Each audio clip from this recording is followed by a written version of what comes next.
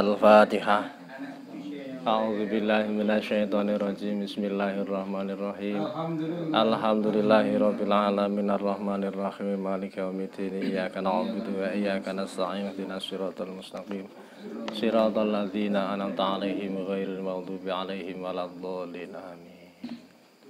Bismillah, alhamdulillah, wassalatu wassalamu ala rasulillah wa ala alihi wa sahbihi wa mawalah, amma ba'du.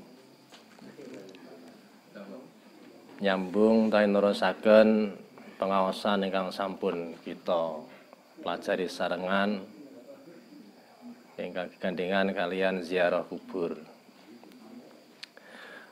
Bismillahirrahmanirrahim. Qala ngendika sapa Syafi'i, Imam Syafi'i rahimahullah taala, dipun kutip saking kitab Riyadhus Shalihin, pilih tiyang ingkang ziarah kubur niku dipun sunataken membaca ayat atau membaca surat Al-Qur'an. Bahwasanya kemarin sudah dijelaskan kalau kita ke kuburan dengan tujuan ziarah supaya hati kita menjadi hati yang bersih, menjadi hati yang jernih, maka kita ziarah kubur juga ada kesunatan yang harus kita jalankan. Namun banyak orang yang mengatakan bahwasanya bacaan Al-Quran yang ditujukan atau dihadiahkan kepada orang yang sudah meninggal itu tidak sampai. Memang ada satu madhab atau imam yang mengatakan ganjaran atau sawabnya itu enggak sampai kepada si mayit. Namun ada ulama atau ada imam yang mengatakan bahwasanya ganjaran itu sampai kepada si mayit. Ya, kita jujur saja, masalah ilmu kita harus jujur.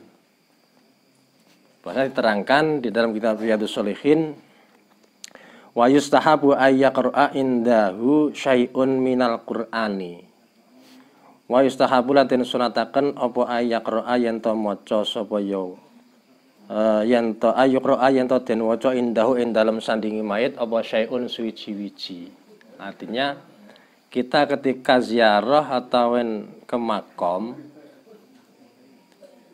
itu disunatkan membaca Al-Qur'an, wa in khatamu Al-Qur'ana kullahu kana hasanan. Bahkan kalau kita itu membaca Al-Qur'an sampai khatam, itu justru dibilang oleh Imam Syafi'i itu lebih bagus. Jadi kita tidak usah ragu, tidak usah mamang kalau ganjaran bacaan Al-Quran itu tidak sampai, itu tidak usah ragu, pasti sampai. Karena sudah dijelaskan di dalam kitab, itu diterangkan bahwasanya ganjaran atau fadilahnya Al-Quran itu sampai kepada si mayit yang dituju. Itu pasti.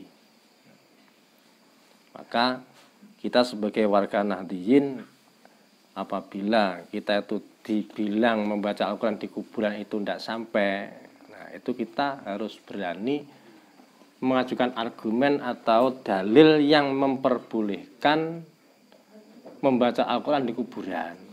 Karena kan ada yang mengatakan baca Al-Quran itu harus di masjid atau di rumah. Nah, di sini sudah ditegaskan oleh Imam Syafi'i. Padahal Imam Syafi'i itu adalah madhab yang memberi pendapat bahwasanya bacaan Al-Quran itu tidak sampai. Tapi Imam 3 itu mengatakan sampai. Ini Imam Syafi'i itu tidak membid'ahkan orang yang membaca Al-Quran di dalam di kuburan.